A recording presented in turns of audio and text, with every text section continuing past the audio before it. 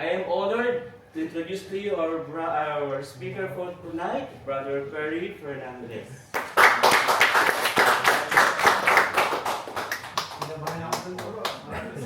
Good evening po mga kapatid. Hindi sa akin ang masalita.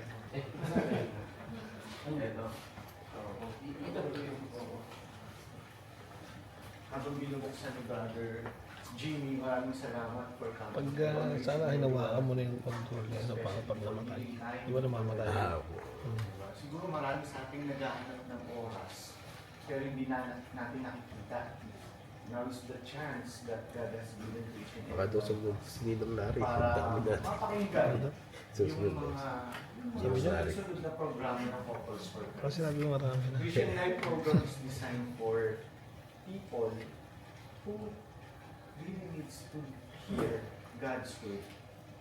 Ginawa nga namin itong 8 talks na lang. Before 12 to eh. But then, since nagkaroon tayo ng pandemic, medyo kinoptian namin. Pero hinabaan namin yung oras. Dati 30 minutes lang, may 3 oras. Kaya, Hindi. Ayan. Ito. Ayan. Sige lang ito. Dito ako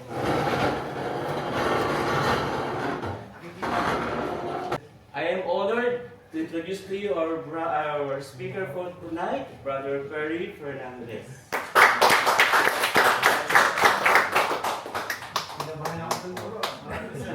Good evening po mga kapatid. Hindi sa akin ang masalita. Ito. Habang binubuksan ni Brother Jimmy, maraming salamat for coming. Pag sana hinawakan mo na yung control niya pag namatay. Di ba namamatay? Siguro marami sa ating naghahanap ng oras, pero hindi na natin nakikita. Now is the chance that God has given to each and baka daw sa sinidong nari. para Dami na. mapakinggan Susunod yung na. mga susunod na programa ng Couples for Christ. Kasi sabi mo marami na. Christian Life program is designed for people who really needs to hear God's word. Ginawa nga namin itong 8 talks na lang. Before 12 to eh. But then, since nagkaroon tayo ng pandemic, medyo kinoptian namin. Pero hinabaan namin yung oras. Dati 30 minutes lang, may 3 oras. Kaya, Hindi. Ayan. Ito. Ayan. Sige lang ito. Dito ako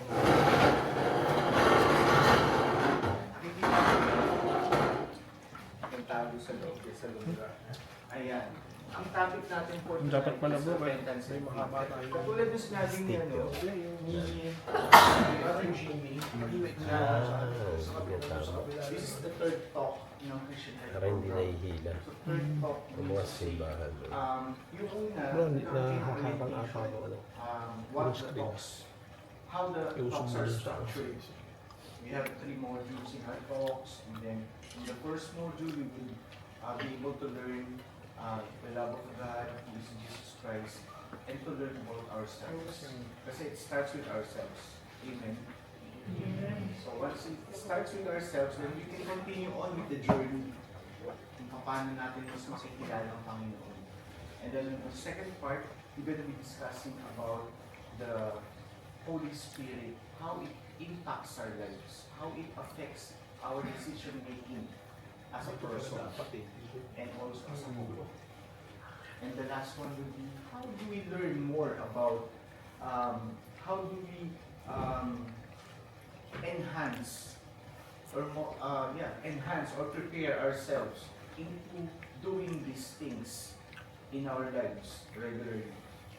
Diba? Kasi if you happen to learn about the Lord, ang susunod yan is you're gonna be trying to seek about Him, learn about Him, and all these things will be added upon us. Amen. Nasa Bible din naman yun yung sinabi. So, we will be on a journey. But today, our journey is more about repentance and faith. Why repentance and faith is very important for us. It is a way for us to respond to God's love and to respond to who Jesus Christ is. Diba? All of us have faith. Meron tayong faith. Lahat tayo Katoliko dito, tama po ba? And pare-pareho tayong paniniwala. Walang advanced Catholic at saka walang pre-Catholic sa atin. Tama? Lahat tayo Katoliko. It's sad to know also na meron tayong mga kapatid from other denominations who doesn't believe what we believe because they haven't matured. They had no chance to mature as Catholic people. Diba? We are people of God. Hindi ko yung asawa niyo. Asawa niyo pa yan. Asawa niyo. Kayo rin. Hindi yung asawa niyo. Diba? They were made for you. When God is creating you, they were thinking of your partner in life. Yan yung inisip ng Panginoon to be your partner in life. Amen. Di ba si Kristo, as per last talk, di ba dumaan siya sa mga hirap, dumaan siya sa difficult times of his life. Diba tayo rin? Hindi lang mag-asawa, dumadaan din tayo sa difficult part of our lives. It's difficult to decide, it's difficult to, solve the equation that our partner in life is giving us. Diba? O nasa na yung pambayad dito, nasa na yung sa renta, nasa na yung pang-tuition ng mga bata, diba? Dewa, sewa, whatever. Diba? Nahaharap tayo sa mga ganong klaseng pagsubok sa buhay. Which is we are all experiencing right now. Tama po ba? Diba? And katulad ni Jesus Christ, the reason why we are experiencing these things is because we are the sons of God. We are creation of God. Nung pumunta si Jesus Christ dito, He also experienced the same things. Right? And we believe in His Son. We are believers of Jesus Christ. Amen. Naalala niyo yung 12 kabarkada ni Jesus Christ. Di ba kung paano namatay si Jesus Christ, ganun din siya namatay. So we are all subject for that kind of death. That kind of tribulations in our lives. It only enhances how we live our lives here on earth. Di ba? Gusto niyo ba pag nanonood kayo ng movie, puro masaya mula simula hanggang katapusan? Di ba ang boring dun? Tawa ka ng tawa, ng tawa, ng tawa, walang kwento. Pag walang kwento, walang kwento. Kaya ang buhay natin, minsan masaya, malungkot, exciting, minsan tahimik lang, okay na tayo. Di ba? Pero remember, at the end of our lives, meron tayong pagkukwento pa ng story ng faith. Gusto niyo ba mag-watch si Jesus Christ sa buhay natin? Di ba hindi? Please ko kwento niyo. Nagano ako. Nag-struggle ako para magagawa ko, para mapansin ako ng asawa mo. Magiging asawa ko. Di ba? O nag-struggle kami for 10 years of our lives para mapaaral namin ang anak namin. Diba? Ang love kasi in-express natin to sacrifice. Ayun. Hindi lahat ng umingiti ay masaya. Tama ba? At hindi lahat ng nakasimangot ay malungkot. Tama? The inner peace that we have within us, that's the one who defines us. That's the one who defines our happiness. I cannot define your happiness, brothers and sisters. Only you can. Amen? Talagang masaya ka, masaya ka. By yourself. Hindi pwedeng ituro yan. You have to experience it. You have to experience life. Amen? Yan. Wala na ako sa dati. Yan. I'm gonna tell you my story. Kaya kung basahin dito kasi baka maiba yung kwento ko. Ayan. Nabasa ko na. So, I became a member of this community way back 1994 when I was still 5 years old. I was Singles for Christ. Naku, magkukumpit ng edad ko. Di ba ni Kuya ka naman siya? Ayun. So, I was 19 when I joined Singles for Christ. that time, it was the start of the community. 1981 nag-start yung Couples for Christ, but in Las Piñas, where I live, it started in 1993. Bakit kami naging miyembro? Kasi yung mga magulang namin, miyembro ng Couples for Christ. Alam mo naman sa Pilipinas, we have to follow your parents. Hindi pwedeng hindi ka akin yan, wala kang baon. Sino ba naman hindi takot na mawala ng baon? So umaten kami. During that time, we have a massive and rapid evangelization. Konti lang kami, 150 participants kami. Mga single men and women. Nasa isang simbahan kami. Ang akala ko, that time, it was just a normal church gathering. Paano ganito? Actually, ito hindi pa normal sa inyo kasi you've been through this for how many weeks? 3 weeks? Di ba? Medyo nakakaantok, lalo na pag boring na speaker, sabi hindi ako boring. Di ba? So, kung nung tayo na yun, I didn't know what God planned for my life. Basta umating lang ako, sabi ng nanay ko, alam niyo, takot tayo sa mga magulang. Hapon na pala kapag Diba? Mababait tayo, masusunod tayo. Yun ang generation namin. Sinasabing nila, magkaka-generation tayo. Para ako sa bata, thank you to science. Ayun. So, what happened that time was, I didn't know what kind of spiritual journey that I'm going to. Nakinig lang ako, 12 pa ng time namin. Tsaka mahaba pa kayo yung oras nun habang nagtotok sila. So, I wanted to know how am I going to improve my spirituality. Kasi, physically, binigyan tayo ng malakas na pangangatawan ng Panginoon. Intellectually, during that time, lalabas na talaga yung age ko. First year college ako nun. Yung time na yun. And then, so sabi ko, may education na ako, healthy naman ako. Sabi ko, what's part of my life, the aspect of human life, is missing. One of the aspects is spirituality. Spirituality would help define who you are. Would help you to find the path or directions in your life. Tama ba? Pare-pareho ba tayong paniniwala sa ito? Tinuro yung sa integral calculus. Hindi tinuro yung sa integral calculus. Tinuro yun sa religion natin. That you have to believe so you would know the value of life.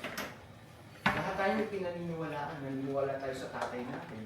Naniniwala tayo sa nanay natin. And the reason why they're bringing us up to the church every Sunday is for us to have belief in God. Belief in the Son of God. Belief in the Holy Spirit. Tama ba? We were all brought the same. Tama? So kung pare-pareho, then we are all blessed. So during that time, ang direction pala sa akin ng Panginoon is for me to learn more about my spirituality, which is the aspect that is missing in my life.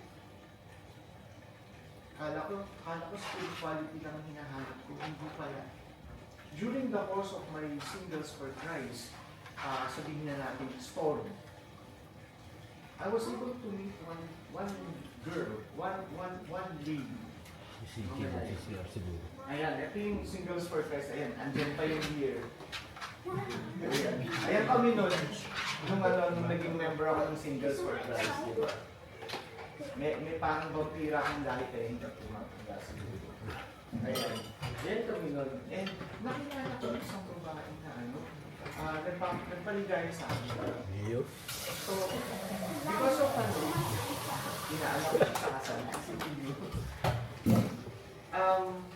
because of how the community molded us about spirituality, we were able to become leaders of Singles for Christ.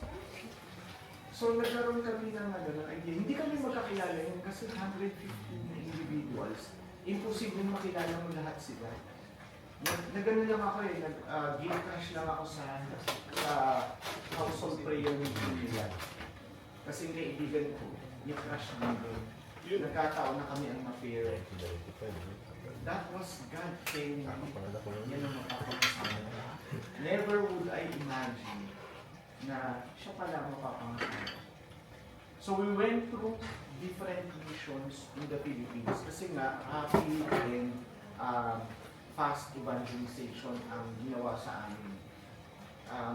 Dito pa lang, si LP pa lang, pinipili na kung sino magiging household head sa amin. But that will be different from your story. Iibahin namin ang kwento ninyo. So, both of us became household heads after graduation. After 3 months, nagkakilala kami. And then, we became on. Ayan, ay mga friends namin, mga tumulong sa amin. Yung mga brothers and sisters namin. Yung iba dyan patay na. But then, it's so powerful in our lives that it gave us, what you call this, it gave a root or foundation between our love for each other. It became our foundation para mag-build kami ng family. So ayan, kinasal kami, 2001. Diba? We were both 11 years old. 2001 sa Las Piñas. Aga Las Piñas kami pareho. Sorry. Hindi yan edited, yan tayo yung picture. So we got married and we joined Couples for Christ. Kasi wala na kami goods. Kung hindi, i-continue kung ano yung natutunan namin. The same matter, like you, we went the 12 talks course pa rin. Kasi we respected Couples for Christ. Kasi yun ang, diyan tuloy ang pagsasama ng mga magulang namin. And so it became our ideal na siguro it would help us. Through enough brothers and sisters, makatulong sa aming pag-aasawa. We were able to have our self-definition of respect to each other. Hindi, nagkaroon kami ng self-value sa isa't isa. It teaches us to be more mature, spiritually. Kasi kahit bigyan tayo ng 20 billion pesos ng Panginoon, di ba? We won't be able to do what we really wanted to do. Are we ready to, for example, ano may gabi? Nakatisod tayo ng 20 billion dirhams. We won't even know what to do with it. Tama ba? Masisiraan tayo ng ulo. Okay, dumili ako na aeroplano, dumili ako naman. Diba? What are we going to do with those kinds of riches? Diba? Kaya hindi tayo hindi natin alam kung anong gagawin natin pag nagkaroon tayo ng ganun klaseng blessing sa buhay. We cannot handle it, we cannot contain it. But the community somehow, would help you determine your path. And it did for our marriage. It doesn't mean na we're perfect. It doesn't mean na we started with Couples for Christ community. Yan, hindi kami nagkaroon ng problema. Mas marami ng problema kaysa sa saya eh. Diba? 1,000 isang saya, pero 2,000 dalawang problema. Ganun ang buhay. Diba? Sino ba sa atin ang walang problema? Sino ba sa atin ang walang challenge? Di ba lahat tayo na-challenge? Amen? Amen. Ganun tayo kamahal ng Panginoon. Ayan ang family ko. Nagkaroon kami ng 2 anak. Ayan. Kamukha ko yung isa, kamukha ko yung isa. Diba? And they are graduates of computer engineering in Ras Al Khaimah. And the other one is computer science, major in artificial intelligence. Ito computing engineering. Nagtrabaho na siya. Ito na lang. Nagtrabaho na rin pala, nag-aalaga ng aso. So, ang hirap ng trabaho niya. Anyway, this is my family and all those pictures those are the services that we have in Couples for Christ. Diba? Walang picture naman, hindi naman papapicture na lang si Mama, diba? Kaya namin pinagpanahan. You brought them in the Ano yung Mars pa natin sunod? Sa wala to. They embrace Focus for Christ in their lives. Ang saya tingnan. Ayan, yung mga activities namin, nag-camping kami. Ito, first mission ng family namin. Nung nasa Singles for Christ kami sa Ras Al Khaimah. Ayan, sa bahay. Ito, nagsimba kami sa Dubai na picture. Nandiyan ka mo, bro? Andito kayo.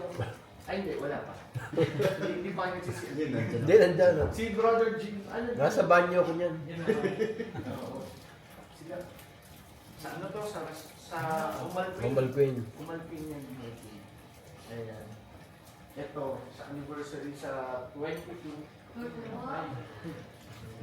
Na-off ko. Ano yung TV? Yung TV. Basta yun. So, 22 anniversary namin. CFC UAE. So, magkakaroon ng concert sa Abu Dhabi. In fact, meron ba silang ticket? Diwali. Next year, sasama namin kayo. Ayan. Moving forward, ayan, ito kami, ay, hindi yung picture na, anyway, yan. This was the day when apat kami nagsaserve sa Panginoon. Maririnig niyo lagi, as for me and my house, we will serve the Lord. Itong araw na to, nag-talk ang mga anak ko. Habang nag-talk ako sa isang CLP, habang nag-talk yung asawa ko sa isang CLP. Pangarap ko lang dati, sabay-sabay kami magsaserve sa Panginoon. And it happened. Yung mga anak ko nag-talk na. So, ang saya, ang gaan sa puso. Ito yung dati namin hotel sa hotel eh. Sa ano to eh, sa ano yan? Paihan. Hotel ang tawag namin dyan, pero hindi siya hotel talaga, bahay siya. Anyway, ayan. So, yung type na nakita nyo is not that perfect sa amin. Of course, sabi ko nga sa inyo, sa 1,000 isang tuwa, pero 2,000 problema. Ang dinadanas namin. No one can escape that. But one thing that defines us as a family is that we believe in God. Masakit. Sometimes you have to give up yung kagustuhan ng puso mo para lang makuha yung mas gusto ng mahal mo sa buhay. Hindi naman kami all the time magkasama dito sa UAE. Na-assign ako sa offshore.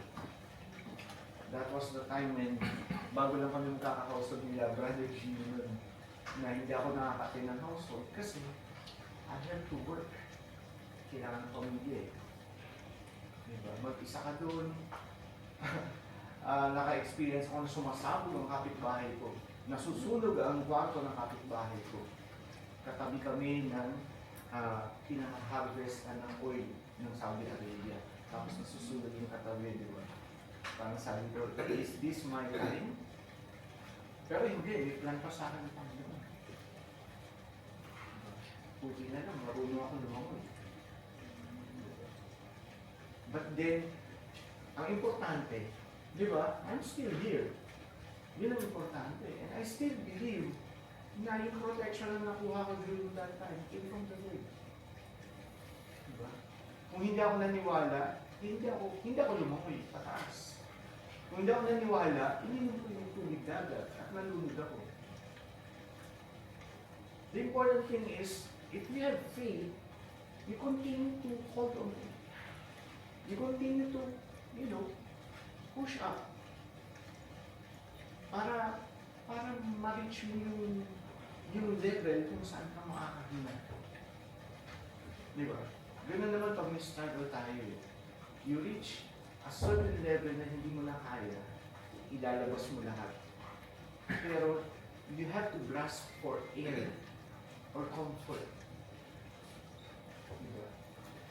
But you need to struggle, brothers and sisters, for you to be able to breathe a fresh air in your lives. Tama? Diba? So that comes repentance. May mga bagay na nakasanayan tayo sa buhay natin. Tama? Kain tayo kahit anong gusto natin kainin. O huwag tayo mag-rice. Diba? Pero rice pa rin. Pinoy tayo eh. Rice is a staple food for Filipinos. Pero alam natin yung impact pag matagal na tayo kumakain ng rice. Sa mga brothers. Di ba? Sinong lalaking hindi uminom dito? Ng alak. Papalalaki yan, di ba? Pero we know the impact of alcohol in our bodies. Right? Sabi nga ng iba, pinagbabayaran na natin yung ginawa natin in the past. Diba? But then there's hope. When we try to discipline ourselves, gumagandang buhay, tama? When we try to avoid things that destroys us as a person, gumagandang buhay, tama? When we stop thinking negatively of the things that is happening in front of us, diba na-iba yung perspective natin? It is a sort of a repentance. Pag meron tayong ginagawa na nakakasama sa atin at binago natin yun, that is repentance. The word for that is metanoia. Something that you will not do again in order to improve yourself or the situation. Karamihan, may mga smokers ba dito? But after kumain, Yossi. Pagka malungkot, Yossi. Pag giniginaw, Yossi. Pag pupunta sa toilet, Yossi. Diba? Yossi na lang ng Yossi. And yung manufacturer mismo ng Yossi would tell us that, diba, it is not good for our body. And why does men do something that is bad for them or bad for themselves? Diba? Huwag mo na kasing tignan yung gusto mong bilhin na bagay kasi it would definitely give you a hard time. Kasi gusto ko, it will satisfy me. It will satisfy me for 5 minutes, then wala na. When you come to realize, when we analyze those things, maiisip natin na hindi pala natin kailangan talaga. Diba? What's more important is the relationship between you and your husband.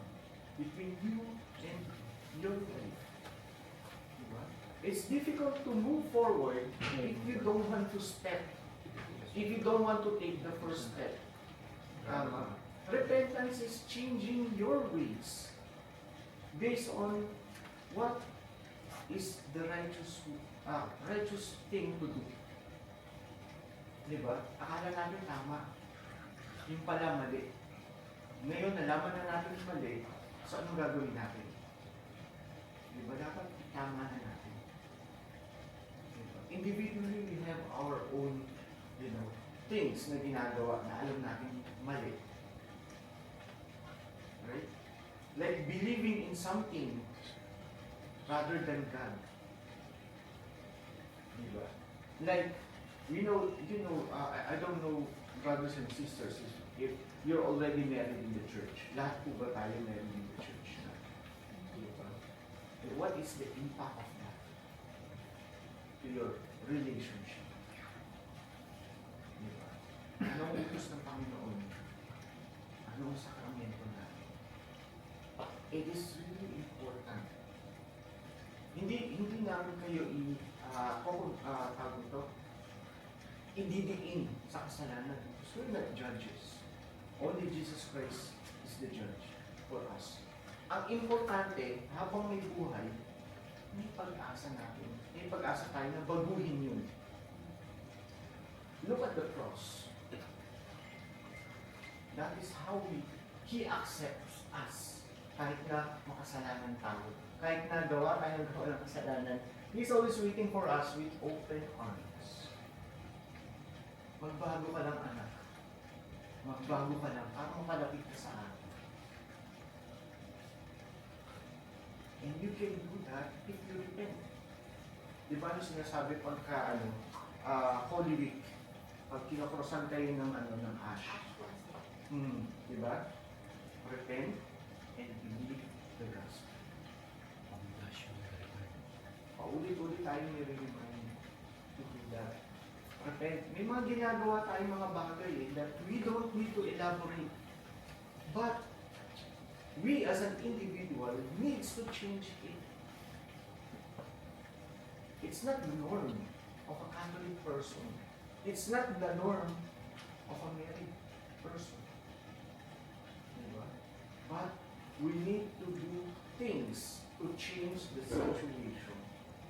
We need to act. Amen. We're on the same length, right? Kailangan natin gawin. Mahirap? Yes. Sino ba naman nagsabing madali? We're not used to doing this. But what happens is, it will improve the situation. Are you willing to change your situation? That is what Jesus is always telling us when He starts the healing. Do you really want to be healed? Di ba sinabi niya yun? His first healing doon sa crippled man. Tinanong niya, do you really want to be healed?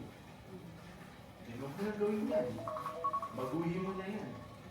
Kung talagang gusto mong mag-heal, babaguhin mo yan. And He always shouts about transformation in our lives. Repentance. He's always shouting. Not only Him, but 4 million Catholic people around the world. Pero dapat naiintindihan natin yung ginagawa natin. It's for the better version of ourselves. Diba? We don't want to live in guilt. Ang hirap huminga, guilty ka eh. Tapos maririnig mo yung sarili mong kamag-anak about the sin that you're doing. Ang sakit. It crushes you. It breaks you. Tama ba? That's why maybe tonight, this is a night where God wants to speak to you. To tell you na, baguhin mo na. It's your chance. Repent and believe. Amen? So repentance gives us the change of direction. Babaguhin natin ang mali natin ginagawa. Asking for forgiveness. Kung talagang seryoso tayo sa puso natin, sa buhay natin, na babaguhin natin ito, hindi tayo ng patawad. Promise tayo sa Kanya. Huwag na tayo magpahamis. Gawin na lang natin. I'll change it. Hindi na ako mangungupit. Hindi na ako magdadala ng ballpen ng opisina sa bahay. Tama ba? Ayun. Di ba? Hindi na ako mangungupit sa gas. Di ba? O whatever it is. Na alam natin mali. Ang lalaki na natin. We're more than 25 years old. Tama? O meron kong less than 25. Kasi kami dito, 25 lang talaga ako hindi kami naman. So yun, what I meant to say is, alam natin, at our age, di ba? Alam natin kung ano yung ginagawa natin. And the important thing is, God gave us this chance para baguhin natin ito. Di ba? Whatever it is, He already has won over it. Namatay siya eh. That's the meaning of His death. He redeemed us from that sin. He redeemed us from that kind of situation. Kasi gusto niya makasama niya tayo forever. May forever. And it is promised. That's why we have to claim it. That's why we have to act on it. That's why we need to ask for the wrong things that we did to Him. Nagdadasal ba tayo sa Kanya? Nagdadasal tayo, di ba? When we talk to Him, what do we feel? Do we feel gumagaan ang pakiramdam? Kasi naibibigay mo sa Kanya ang weight ng iyong problema. Tama ba? It's the same with everyone, right? We're experiencing this. And how many times do we give Him all of our problems, all of our concerns? Diba? Ay, ito problema ko na to, Lord. Ito lang sa akin. Itong mga ito, yan ang sa inyo tinatas ko. Pero yung problema ko itong mabigat, akin to. I own this. But God wants you to give Him also the biggest, the heaviest problem that you have. How can we work on it if you are not open to surrender it? We do repentance. We ask forgiveness. We trust God. Anong gusto natin? Masakit o maluwag sa kalooban? It's our choice. It's your choice. Kung anong gusto niyong gawin, supportahan ka, sabi ni Lord. Next is full, yan na, sinabi ko na pala, full surrender. Bigay natin, huwag na tayo magtira. I-offer natin. Minsan, ang hirap ibigay sa Kanya. Kasi parang feeling natin wala na nga akong ginagawa, ibibigay ko pa sa inyo lahat. But He's asking for it. Anong mangyayari sa nilalang na sumusunod sa Creator? Diba? We're gonna be blessed. Binigyan naman tayo ng tinatawag na grasya. Hinihintay lang niya tayo. Nag-reach out siya sa atin. Hinihintay lang niya tayo mag-respond by doing the action from us. Hindi pwedeng gagawin ni Brother Jimmy or ni Brother Gringo na pag masaya sila, dapat masaya ako. Sabi ko, gusto kong sumaya. Eh kung sila masaya at ako hindi pwede ako maging masaya. It has to come from me. Diba? It has to come from us. When we realize that, okay, yung pala yung pagiging totoo. Sometimes you don't even know the definition ng pagiging totoo sa sarili. Diba? We have our own limitations. Alam mo, hindi mo kayang lumangoy, pero trinay mong lumangoy. So what will be the outcome? Malulunod ka. Natural. Lumangoy ka. Diba? And who's to be? You define the thing that Catholic people does not recognize is their limitations and how do they define themselves. Hanggang dito lang ako eh. Pero I'm trying to move forward. Hanggang dito lang ako pero itatry ko. Pwede siguro yun. Copy me. Pero do it little by little. Little by little. We will go to the goal. We will reach the goal. We will do it little by little. Hindi ka hapo. So, we do full surrender. Remember these three things, mga kapatid. That would change your life. That would change your situations. Go to the next. What does repentance mean? When you are with Christ, you turn away from sin, evil, and the wrongdoing. Yan ang role ni Christ sa buhay natin. Yan ang kanyang purpose sa buhay natin. At ang purpose natin is lumapit sa Kanya. Tumalikod na tayo sa mga kasalanan na ginagawa natin, namatay na naman. Tumalikod na tayo sa mga kasalanan na ginagawa natin. Kasi hindi pwedeng tumalikod ng ibang tao para sa atin.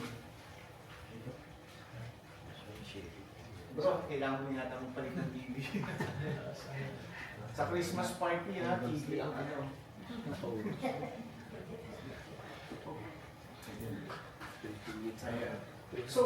have to turn away from sin and the evil things that we do. I would ask you to define it. What are the things that you need to turn to God? You need to surrender to God. And what are the evil things that we're doing that we need to surrender to God? Hindi nyo kaya. Sa totoo lang. Kahit sino. Hindi natin kaya. Basta na lang ibigay sa kanya. We need his help also. We need his help. If you need his help, ask. If you need the doors to be open, knock. Sa laptop. Yung pag yun lang yung Babalikan ko na naman yung favorite scripture. kailangan pa Search. kung ano yung kakulit. Knock. At the bottom of it, Nanak ko nga. it will be given. Wala tayong dinidesire sa mundo na hindi natin makukuha. Basta naniniwala tayo sa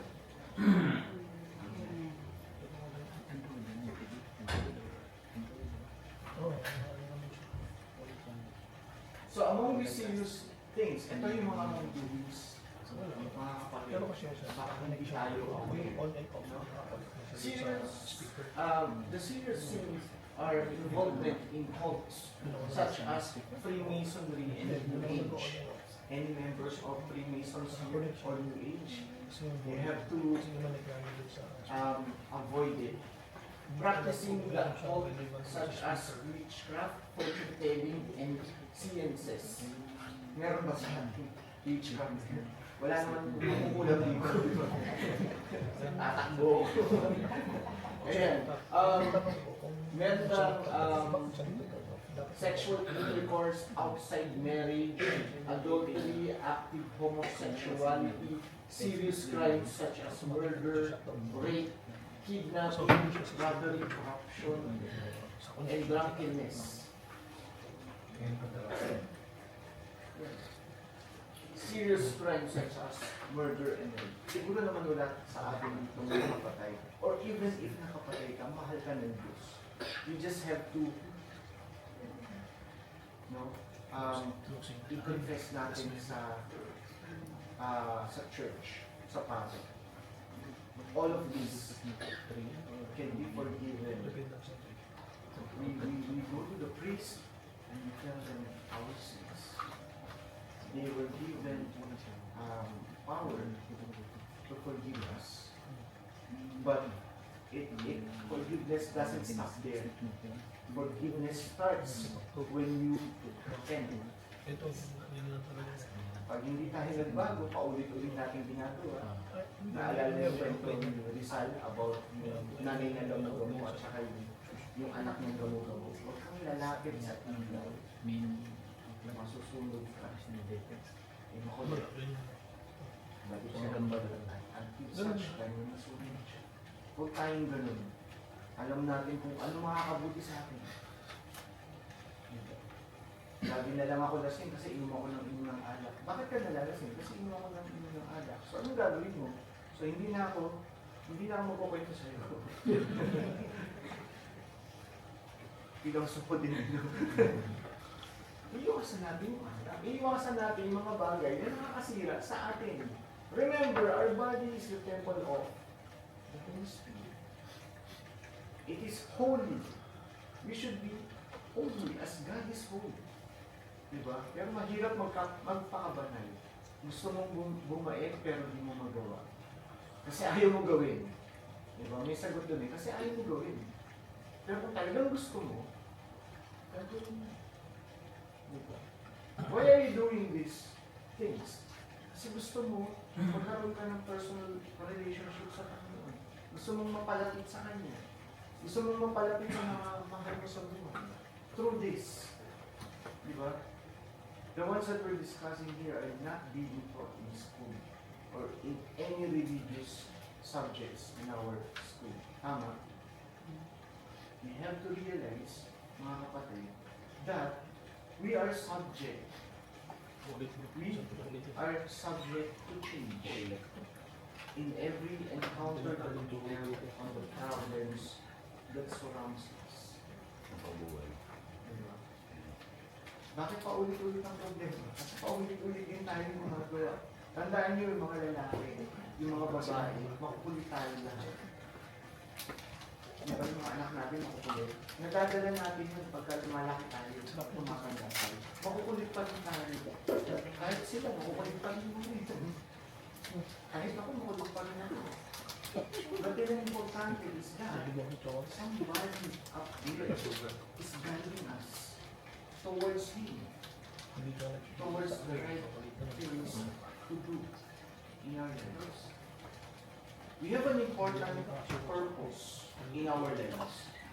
We have an important things to do in our lives. And yet we haven't discovered it yet. See, we haven't done the first step in changing our lives. Diba? But if we do, siguro paunti-unti. Don't expect sudden change. Kasi we are not ready for it. So we do small steps into changing our ways. Dadating din tayo. And when that time comes, masalamat mo kayo. Mahal mo pala ako. Nandiyan na dito. Alam mo hindi. Marami ang namamatay sa mga every sorry. Tama ba? Tama, hindi sila iba mga okay. Iwasan lang natin ito mga kapatid. This is very important. Iwasan natin. It will destroy pati yung soul natin madi-destroy. And that's what the devil wants us. Let's move away from it. Next, ask God for forgiveness and avail the sacrament of reconciliation. Kaya maganda yung Catholic faith. Kasi we have this what you call program or sacrament that we follow. It's important for us. After we have taken the sacraments, the 7 sacraments, then we are able to receive, and then God is ready for us to be receiving His kingdom. Sundin lang natin. Wala nang masama kung sumusunod tayo. Diba? It is critical for us to abide by the law. We are under God's law. We are under man's law and we are under God's law. If we follow the 10 commandments, which was summarized by Jesus Christ into 2 commandments, what a better world we live in. Tama. Papatawarin na natin, ay hindi, maghirap ka muna, magdusa ka. Diba? Parang ano, pag ginawa sa atin yun, humingi na tayo ng sorry, tapos sinabi, magdusa ka muna. Diba parang hirap. Willing kami. Pero binablock pa rin. Diba? Hindi makadalang grasya. Kasi pag kami gano'n, iwasan natin. Ganun din sa mga tao nito, sa mga nagpa-practice ng kanilang pinakitao. Hindi makakasok ang grasya sa atin. Dahil meron isang bagay na ayaw niya na ginagawa natin. Mas magtataka tayo, bakit pag nag-pray tayo, hindi tayo napapakita. Kasi meron tayong ginawa na ayaw niya. But then sabi niya, pag ibigyan kita, pero you have to do this. Show how you love me. Then I will give everything. Hindi naman pag pinigyan ka simple para sa atin, lalo na pag nalulung na tayo. But then, He has given us the way, the truth, and the life. Diba? So what repentance means is surrendering to Jesus as the Lord of our life. Siya naman ang maghari sa buhay natin. Siya naman ang hari. Everything is created because of Him. He created everything because of Jesus Christ. And when the creation is trembling, and when His creation is about to be broken, anong ginawa ng Diyos Ama? Pinadala. Bro. That is the story of God's love and who is Jesus Christ. We have to consider it.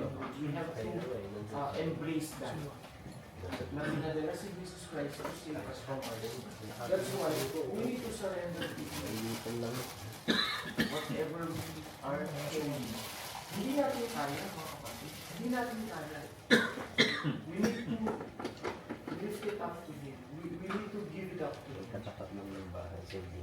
Two essential characteristics of authentic repentance. Ito, pag nagre-repent tayo, minsan meron mo tayong misconception. Hindi natin madadaan sa iyak-iyak, hindi natin madadaan sa konting, kumbaga, magbabago na ako ngayon, pero after magbago nun, after a month, hindi nabago na ako sa lahat. There are two essential characteristics. Ito yung isa. Let's be honest. Huwag tayo maging honest sa kanila, maging honest tayo sa sarili natin. Alam natin ang limitation natin. Alam natin kung ano ang capabilities natin. Diba? Let's just be honest with ourselves. Kasi kung hindi, who would know? Diba? Sarili mo, nagsisinungaling ka na, what more sa ibang tao? What more kay God? And He sees you through. Admit our sin. And the next one is humility. Let us consider and accept that hindi natin kaya. We cannot go to God except for Jesus. That's why we have to ask forgiveness. Pagkasama natin si Jesus, our lives will be different. Nakapako sa Kanya ang ating mga problema. We follow Him. Kung anong pinapakita niya, kung anong tinuturo niya, we follow. We should have humility. Wherein we admit na hindi natin kaya. Siyempre, sa ngayon hindi natin kaya ito. Diba? This is, what I'm saying to you are these meetings to you. Diba? Alam na din natin. Tama ba? I'm just reiterating and redefining what honesty and humility is. Alam naman natin. We have our own definitions of it. But then we are redefining it para pare-pareho tayo ng nalalaman. That would help us identify the words more. Ano pa rin dapat namin gawin? Diba? Pag naisip mong, napaka-humble kong tao, diba? Doon pa lang, pag naisip mo yun, hindi ka na humble. Diba? Tama ba? Ako, humble ako eh, no bro. Mga kaibigan, ako yung pinaka-humble dito. Diba? Wala na sa iyo. But to yourself, you would know. No? Be humble upon God. Especially pag kinakausap mo siya. Katulad niyan. Pag meron tayong kaibigan, pag nag-uusap kayo, sino ang mas papaboran mo? Yung nagyayabang o yung hindi nagyayabang? Di ba most of the time, yung mga babae hindi nagyayabang? Di ba? Yabang mo ah. Diyan ka. Ganun din sa Panginoon natin. You have to give Him everything. Lord, alam mo na marami kaming pinagdadaan. Tulungan niyo po kami. Sinusurrender ko po sa inyo, hindi namin kaya. Give us peace of mind. Tulungan niyo po kami magbago. Dahil gusto namin maging kaagapan din sa buhay. Siyempre, yung repentance, kailangan ng pananampalataya. Nagbabago ka for what? You have to dedicate to something, to someone. Babaguhin ko to dahil sa asawa. Gagawin ko to para sa kanya. Hindi na ako hihilik sa gabi. Ang hirap nun. Pag tinanong mo sa umaga, no? Hindi naman ako humilig ka gabi, di ba? Siyempre, hindi na. What I mean is, it requires faith. We have to lean upon the word. Believe in His power. Walang imposible sa Kanya. Tayo, nang ginawa tayo, we have limitations. Kaya we need to surrender to Him yung mga limitations natin. And once we do that, we will be an empowering people. Mahirap, pero kung interesado talaga tayo, we want to change it for ourselves. So we will be able to meet the better versions of ourselves. Come to think of it, siguro pag uwi ninyo, are you willing to meet the same person? Anong gagawin nyo pag na-meet nyo yung sarili nyo sa ibang tao? Magkakasundo ba kayo? World War III ba? Friendship forever? Best friend ko yan. Pare, namin ko sarili ko. Diba? Are you going to, be happy meeting yourself? Siguro yung gawin natin guidance para sa sarili natin. Mabait na ako eh. Namit ko sarili mo. Hindi na pa hindi ba? Okay. So, in faith, we need to dedicate it to the Lord. And we have to change religiously. Marami talaga tayong ma-encounter na ibabalik tayo dun sa dati. But then that is the war that we need to win over. Alam ng Diyos na hindi mo kaya nyo. And that war, by your faith and with God, it's gonna be easy. May struggle this. Pero ang gusto ng Panginoon is for us to go through wars. Hindi na kayo mag-Starbucks ha. Okay. Now, faith. What is faith? See, faith, it is a grace from God. Diba? Yung paniniwala, pagtitiwala sa Panginoon. Hindi yan nature sa atin. Pero itinuturo yan ng Panginoon sa atin. You won't be able to know faith pag hindi, pag walang nangyaring extraordinaryo sa buhay natin. Na madidiscover natin, to all these years, tinulungan pala ng Panginoon. May mga bagay na nangyayari sa buhay natin na parang miracle. Tama. May mga nangyayari sa buhay natin na nagugulat tayo na yung nangyayari binigay sa akin pero hindi binigay. Yung safety natin, yung ating relasyon sa ating mga Ginagawa niyo na ano yun, ha? pagbibigay ng safety sa ating buhay ng araw-araw. Sa dulo. Balik na. Kinuha na sa loob. So, saan yung babasahin ko? Pingin nga rin ako. Mamaya, yung tayo. Ha? Okay. Patayin mo bro. Ano ba? Sa iyo.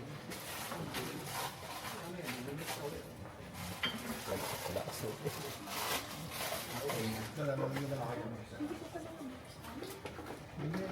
Yung faith, binigay sa atin ng Panginoon para binigay sa atin ng Panginoon para malifay natin sa buhay natin. This is all about definitions. Yung repentance of faith. We need to define, identify, and have a thorough understanding about that. Yung faith is believing in the gospel. Did it occur to you na pag binubuksan niyo yung gospel it pertains about your current situation? It occurs, it happens. You encounter yourself in the middle of the gospel. Ikaw pala yung tao na kailangang hawakan ang Panginoon. Mahawakan mo lang ang Biblia ng damit ng Panginoon para umanin. Yun ang tinutulog ng Bible sa akin, na maniwala tayo. Kailangan natin is believe in the gospel. Para define natin na maigi ang ating faith. Another thing is personal act and decision. Manggaling dapat yan sa akin. Katulad mo sinasabi ko sa inyo kanina, kung nanggaling sa asawa niyo ang faith niyo, hindi yun authentic.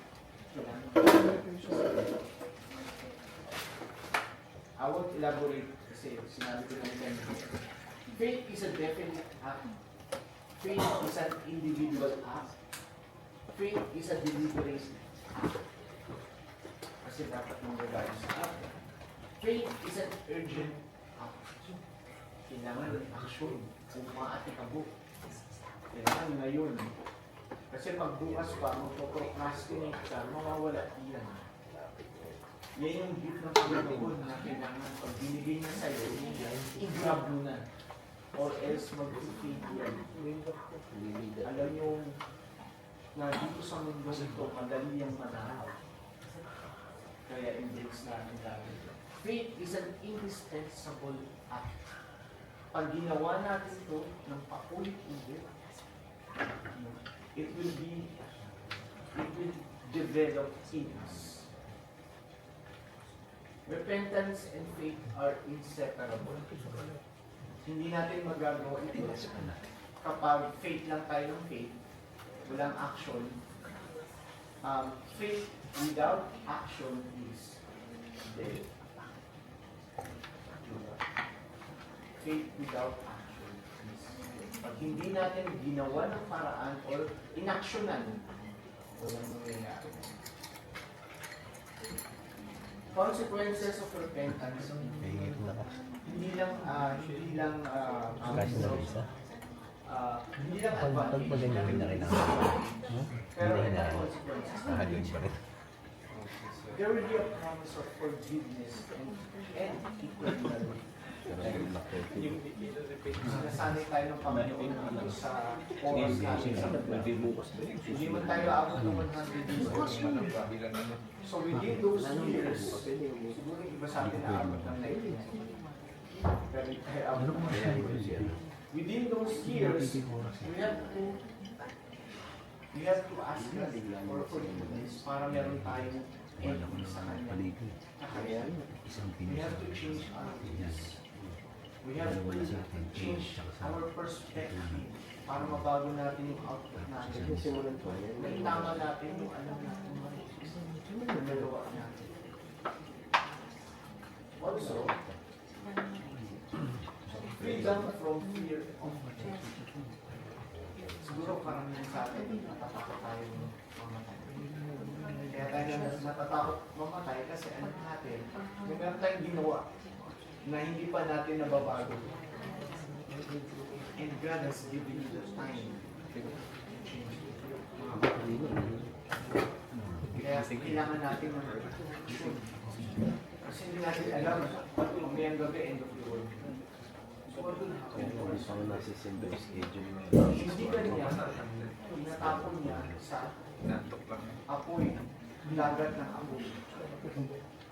We don't want to happen. Meron ako yung dati pa pa din naman. We want to give you we want to tell him, Lord, itong point mo. Nagbago ako para sa inyo. Yun pa lang eh. Ganun, pasok. Wala nang kwento, pasok. Nagda ako naman kanina. We would know.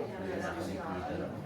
But then, kung nakita niya na we're dedicating this life, we're doing anything para we can make amends with you. Do you think hindi tayo papapasukin sa kaharian niya? Papapasukin as we begin. And we have faith in Him na sinabi mo, Lord, ganito.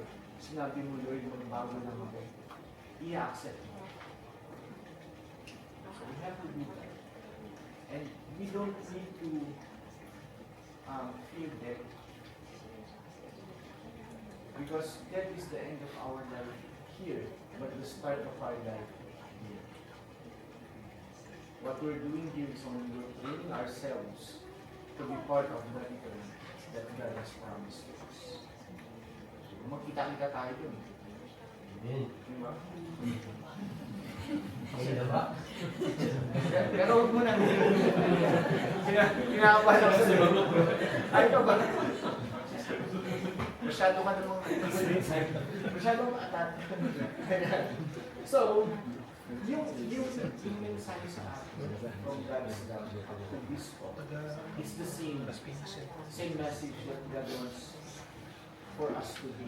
Sa call 2,000 years ago, it's the same call today. Repent. So we only need to accept the challenge. Hindi tayo buhay challenge. We will encounter challenges. Para ma-improve natin ang pagkakas. Para mapaganda natin yung kwento natin. Kailangan may challenge. Diba? So paano natin diba? Ang tao, if your subject was nothing, that you tell who you really are. Diba? Nilinis mo yung bahay. Diba? Tapos may pumasok, yung anak mong pumasok. Tapos, nabasag yung bills. Doon yung bahay. Diba? The way you react to your child is who you really are. The way you react to your child is who you really are. Diba? Kaya kapit ko siya. Ang galing-galing mo, anak. That's how this will apply in our lives. Kung paano tayo mag-react, nagbago ka na ba? And later on, you will tell yourself, dapat pala hindi ko sinuntok yung ano ko. Dapat pala minahal ko siya. Diba? So brothers and sisters, what God really wants for us to have is that peace, joy, and power of the Lord in our lives. Tulungan niya tayo sa magkaroon ng peace and power. Peace and joy. Yun ang ating pinag-pray. Thank you.